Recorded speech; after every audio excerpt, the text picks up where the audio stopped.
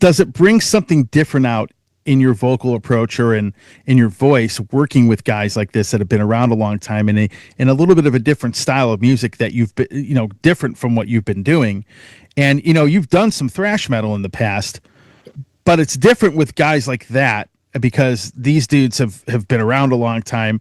They're in a very, well-known thrash metal band from the Bay Area. That's, to be honest, it has always been an incredible band. Did it bring something different out of you that you probably didn't think you had, when recording, music like that? Not really in that sense. I mean, I'm not doing anything that I've not done before, in a sense. And you're right. Back when I did Imagika, that was basically a sort of a power thrash band. I thrashed up on some songs, clean singing, but I wasn't a seasoned vocalist as I am now. I didn't know everything I know now. I mean, if you listen to like the first two, I think, Imagika albums I did, you might find one harmony on there. Like, I didn't even know how to really do harmonies. It was like, if I wanted a harmony, I just doubled the line of the same damn note. Yeah. So we learn and we grow. And now I think it's to the point where I go in the studio, I'm not doing anything that I've never done, but at the same time, working with these guys, I am doing things a bit different. They are coming up with ideas and making me think completely different on sections of songs where I would think this way, and they're like, well, what if we do this? What if you try that? I'm like, I would have never thought of it that way. It's just a different style.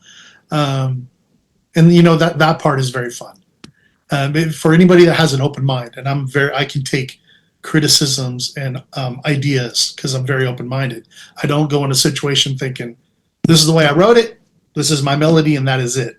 Yeah. I go in there thinking, this is what I want it to sound like, but let's see what everyone's ideas, what they make it sound like in the end. So, sure.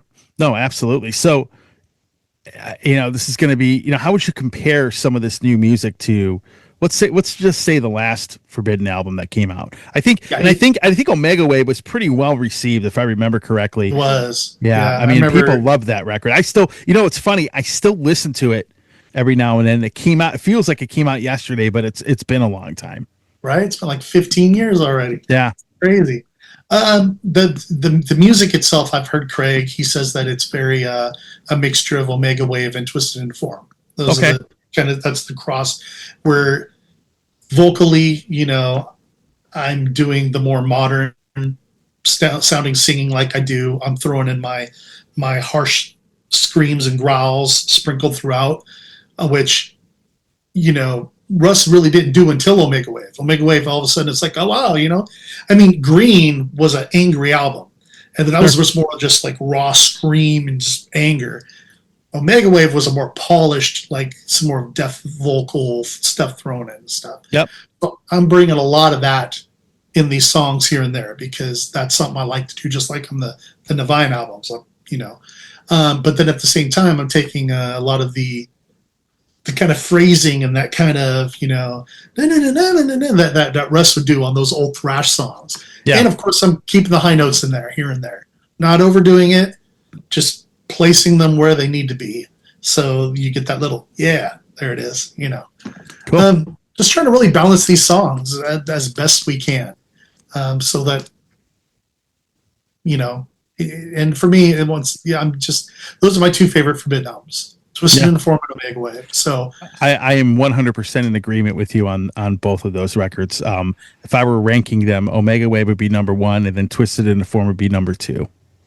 We're brother. I'm with you 100%. Yeah. Mm-hmm. Yeah. And yet the thing is, I know like an album like Green got a lot of crap when it came out. But to be honest, I don't know why I like that album a lot more than most people do. I don't know why that is, but I remember buying it when I was in high school back in the early 90s when it had come out. I liked the album. I went back. It's funny because before I did this interview, I decided, I'm going to go back and listen to Distortion and Green again because I wanted to because I've had those albums for years, but I wanted to listen to them again because I probably hadn't heard them in 20 years. And I found that I like Green a lot more than I probably thought I did back when I'd heard it. and it always gets hate. I don't know why, but it's for good. me. I think it was one of those albums that was maybe just a little bit ahead of its time. Yeah, potentially. For me, it seems like, at least being around the fans, it sounds like you either have the fans that just don't like the album, or you have the ones that love the album. sure. Right? Because we did play, one of our Christmas shows with Death Angel that we did the stream on. We did 2 songs off of Green. And I remember seeing comments where some people were like, why did they play that? They could have not done that. And then other guys were like, yes, they pulled some stuff off of Green. So very polarized responses for sure. And the other thing is too, and I don't know if you've noticed this, but albums that bands put out, let's say albums that are considered not their best, what's interesting about that is as time goes on, you'll see more and more people look back on it like, that album wasn't as bad as I thought it was. Or, maybe people, you get a lot of people, maybe younger people, that discover the band and they don't react to it the same way. And I've noticed bands from albums from the early 90s to mid 90s that used to get a lot of hate. I've noticed just even comments on social media that you're hearing all these people. Yeah, I used to not like that album. Now I like it. Or I can't believe people didn't like this back. You just see more and more of that. And yeah. I mean, I'm somebody that's like that, because I remember when I heard Green, I didn't think it was bad. I mean, I didn't, there was hate obviously for it, but I went and listened to it again, and I'm like, this album is actually pretty good, at least for me. And I hadn't heard it in probably 20 years. So, I mean, you get a little bit, time kind of heals all that with some records. And I guess it has to do with also where were we at that point in time and what the scene was. And, sure. Our mindset might have been in a different place, not really for that type of music. But yeah, I agree with you. They're out, I'm not going to rack my brain trying to figure out which ones, but there are definitely, I'm sure, some that I feel exactly the same, where if I listen to them now, I'm like, oh yeah, I really didn't like this one that much back then. Yeah, I've done a lot of that reminiscing. I did this. There was one day I decided to pick out records that I didn't like, or that most people didn't like, and I listened to them.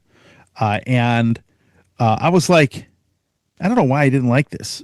Or, there's albums that I've heard that I loved, and it's like I don't care for it that much anymore. So, I mean, you have the opposite effect on it. So with the back catalog, because you've done some shows, what are some of your favorite songs that you absolutely love to sing from this band's back catalog? Yeah, so far. Not counting new stuff. I'm talking about like the back catalog. Because I haven't sang all the back catalog, but the songs I have done, actually, Forbidden Evil, the song itself is I don't know why. That's just it's a very fun song to sing. So that one's a favorite. I would say Chalice of Blood, but that's only because it just gets the crowd pop every time, and everyone wants that song. Infinite's tough sometimes, but it's a satisfying one. That one's really fun to sing. March into Fire, it's really good. I did get to sing Adapt or Die off of Omega Wave, and that one was fun. Cool. I'm hoping that I get to sing more. That's a phenomenal song, by the way. Yeah, so that one I did do once at one show. But yeah, we'll see. I mean, this whole next summer when we do our run, it's the 35 years of Twisted in Form. So I'm here learning, forbidden lyrics for the last 3 songs that we haven't done yet for that album. So I think the plan is to do all of Twisted in Form, a few songs off of Forbidden Evil, and then hopefully maybe our new single. Hey everybody, Tony here from the Metal Command podcast. Again, I appreciate your support. Since 1998, I have hosted this show in one form or another, starting off in radio and now in the podcast format. Again, thanks for watching, and if you like what you see and hear on this show, by all means, please hit the subscribe button, hit the little bell to be notified anytime I do post a video, and if you see this program on any other form of social media, please give me a follow there. Again, I always appreciate your support.